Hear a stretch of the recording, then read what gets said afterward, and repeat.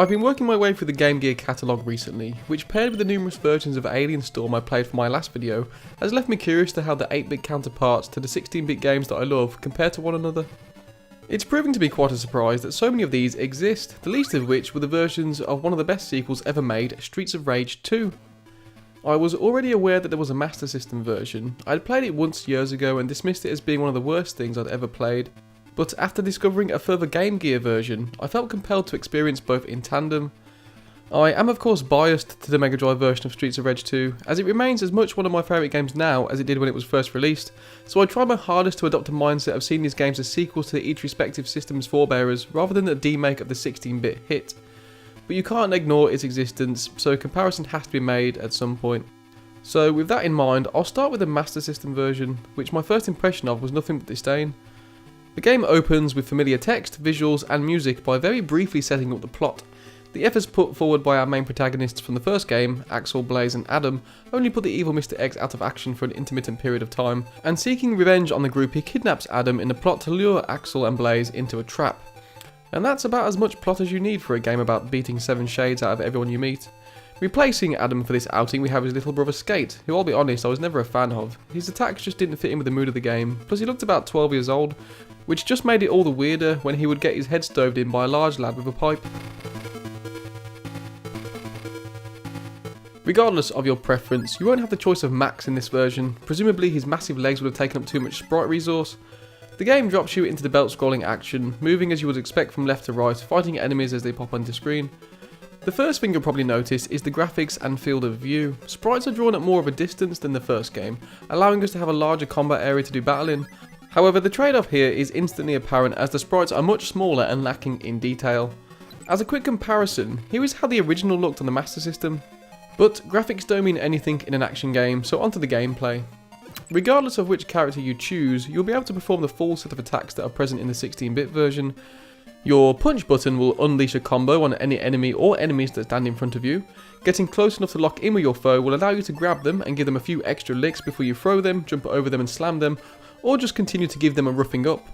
Double tapping forward before attacking will allow for a special move which can do some decent damage if timed correctly, and we have 2 super moves. These are a little tricky to pull off, as the Master System pad only has 2 buttons, so rather than having a dedicated A button to do a close proximity clearing move if pressed without direction, or a directed attack to be performed when pressing forward, we instead have to press both buttons at the same time in a more complex way. Pushing button 1 and 2 together will cause your character to do a back attack, or throw whatever weapon they may be holding, so forward and both buttons together must be pushed in order to do your proximity clearing attack. Or if you want to do Axel's killer combo for example, it's a combination of back, then forward, and then both buttons simultaneously. It's a little bit fiddly and often doesn't work out the way you'd planned, but this can be down to the characters. Blaze will throw a sort of short range Hadouken as her special attack, which genuinely works okay if lined up right. However, Axel's combo needs to be performed very close to connect. The problem with this is that you have to take one step back in order to trigger the attack, so you often move out of the way of the facing enemy. As you travel through each stage, you will trigger an enemy encounter which will stop progression until you have sent them home to their mom crying. Enemies mostly come in sets of 4, but you will only fight 2 on screen at any one time. Defeating one of them will bring one of the remaining 2 onto the battlefield, and you will work your way through until you have defeated all 4. Bad guys' attacks range from close quarters brawling, to slide attacks, performing throws, and using weapons. It's a good amount of variety, which helps keep each encounter feeling different, making you rethink your approach to every enemy. We also have familiar boss fights thrown in for good measure, and these range from being incredibly easy to being incredibly difficult. And that's really how I felt about every encounter in this version of Streets of Rage 2. Almost every enemy encounter in the game can be a walk in the park, or unexpectedly shave off one of your lives. This is where I quickly lost patience the first time I played the game, and I quickly felt my patience being tested on a second go around. What it comes down to is how instantly enemy attacks initiate with uninterruptible motion. There are a few instances where this is particularly a problem. Let's take the sliding punks for example. Once one of these starts to attack, if you're in the way you're getting knocked down, and that's fine, you'd expect to take a hit now and again, but these end up getting chained together so you have no time to clamber to your feet or move out of the way. This is made even more frustrating when you have 2 enemies performing the same attack simultaneously. You'll try your hardest to do a special move to clear them out of the way, but usually timing isn't on your side. I think this hinders Axel the most as he's the slowest, but regardless of who you play as, it makes this game hair-pullingly annoying. The best example of this I found is with the knife-wielding Jack. So much as get near him and he stun locks you into some serious swishing.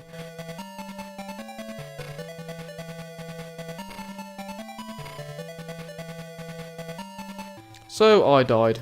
Game over. I didn't enjoy my time up until this point playing the game. I found the whole thing to be a bit too overambitious and poorly executed, trying to hit all the key points of the 16-bit title with the different moves, enemies and stages, but leaving out the actual gameplay that holds it all together. So I left it for a day or two and went back to playing the Mummy Demastered.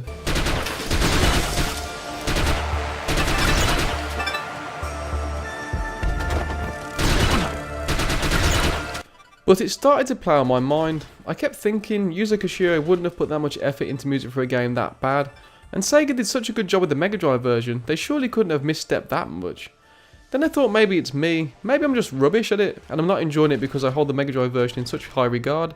So I decided to go back and play my 16-bit safety net, but I wanted it to give me a whooping to see if I felt comparable frustration. I've completed this game without exaggeration probably 200 times in my lifetime, so I know it quite well, but one thing I've never been able to do is finish it on Mania mode, without cheating or save scumming. Which is ironic, as you actually have to cheat to choose Mania as an option. I've seen playthroughs where people beat it pretty easy by spamming skate somersault attack, but there's no joy in that. I wanted to do it honestly, with 9 lives turned on obviously. I got about as far as I usually do before things started to get a bit hairy, managed to lose all my continues but made it to the last stage. I was pretty tired and sloppy by this point, wasn't really playing with any intent and throwing out super moves left, right and centre, which actually worked really well in this exchange.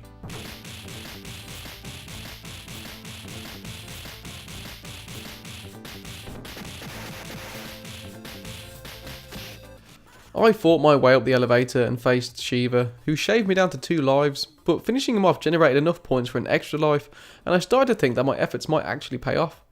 3 lives quickly became 2, and I wasn't doing particularly well at throwing crotch combos to Mr. X, but somehow, with a sliver of health remaining, I managed to beat him, and after 27 years of trying, I completed Streets of Rage 2 on Mania difficulty. This obviously resulted in a huge amount of self-gratification, but it also made me realise that that was an effort of nearly 3 decades worth of trying, so maybe only giving 2 go-arounds to the 8-bit brother wasn't a fair amount of time to draw a conclusion. So I decided to try again, and this might come as a surprise to you, but I died and got frustrated. This time though, it didn't deter me, and I started again instantly, but with better knowledge of what to expect. And then I started to get better. I still got my arse handed to me, but after several attempts, I got something resembling good at the game. I realised that it wasn't just me learning how to avoid the annoyances of the game's mechanics, but I also had to unlearn what I was used to from the Sega Mega Drive title, and once I had done those 2 things, I was on my way. Knowing what to expect from the game doesn't necessarily make it easier however, and as you progress through the levels, the challenge only ramps up. Reoccurring bosses become more frequent and these have the hardest patterns to predict. This will really hit home once you reach level 5 and have to ride the outdoor elevator, throwing pretty much every boss back at you along with enemies and no health pickups. I died here the first time reaching it, but I wanted to see it through to the end so I kept on running at it. This is about where I realised what had kept me playing. The game isn't fun, it's actually really stressful, but it's the reward from doing well that's addictive. This isn't uncommon for 8-bit titles, but it isn't also what I was expecting from a Streets of Rage game. And I know, I'm just rubbish, and if I'd spent my time playing this version all these years, I'd probably be flying through unscathed. But I'm feeling back as a brand new player, picking it up and playing it for the first time. Anyway, eventually, after countless tries, I got to the last level, which is almost cut and paste of level 5, having you fight through all the bosses yet another time. But somehow, I found myself in Mr. X's office with only 1 extra life and Shiva yet to fight. I managed to fluke my way past him and onto our Tommy gun wielding giant with probably a shin kick's amount of health away from a game over. 2 gunshots made that into a pixel of health and sent stress levels through the roof. Getting to this point was such hard work I would rather have died 2 levels back, but by some miracle, much in the same way I'd finished the Mega Drive version on Mania, I beat him, with only 1 more hit needed to send me back to the beginning of the game. This puts me in an awkward position on my current status of the Master System version of Streets of Rage 2, because completing it was such a satisfying relief, and I don't regret playing it. In fact, I'm really pleased that I did, but at the same time, I don't think I will ever go back to it. The music is great, as you would expect from Yuzo Koshiro, and it fits the levels perfectly. The environments you play through also do a good job of being an accurate retell of the 16-bit levels, with some extra ones thrown in, such as fighting on the back of a cargo train. It is also relatively long for a Master System game. It will probably take you the best part of an hour to get through. It's certainly impressive that they managed to fit in all the moves, music renditions, and a good roster of enemies to fight from the 16-bit version, but it would have taken more refined combat over the amount of content. I'd definitely recommend giving it a go, especially if you're a retro gamer who likes a challenge, but I wouldn't say it's too worthy of the time of someone just wanting a Streets of Rage fix. That can't be said, however, for the Game Gear release. This version is a far more fulfilling 8-bit experience. The sprites are bigger and more detailed, and there are more frames of animation. This is probably represented best by comparing Axel's combo attacks, which on the Game Gear has satisfying fluidity to it. The levels are also more detailed and include missing levels from the Master System version. We also have more enemies on screen simultaneously, and the hit detection and speed makes the combat fun to play. This is overall a far better realised version of the original blueprint. The difficulty has an appropriate curve, you never feel cheated by the mechanics, the moves are all here and easier to pull off, and the look of the game is less murky and dark. There is also one additional thing that puts this version over the Master System sibling. Perhaps one of the criticisms that you could give to the Game Gear version is that it doesn't do much different from the Sega Mega Drive version. The Master System version threw in some of its own levels which help give it more of a unique identity, where here everything basically is a redacted 8-bit edition.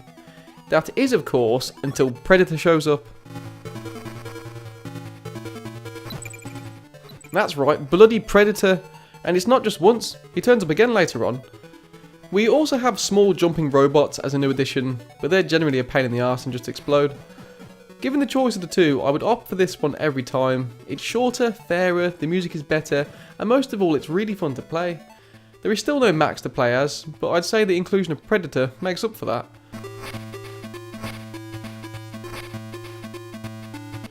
I don't hate the Master System version, but it is certainly the inferior of the three, and made me wonder why it was so different to the Game Gear counterpart, as they share incredibly similar hardware. Looking at Sega Retro, it doesn't look like the Master System version was ever released in Japan, making me think it was probably done by a completely different development team, which would explain the contrast. It also came out in 1994, which was the same year of the Sega Saturn's launch. Anyway folks, thanks for watching. Let me know your thoughts on the 8-bit versions of Streets of Rage 2, and whether I am just wrong about the Master System version and just need to get good, as the internet show-offs would say. And how do you feel about the upcoming Streets of Rage 4?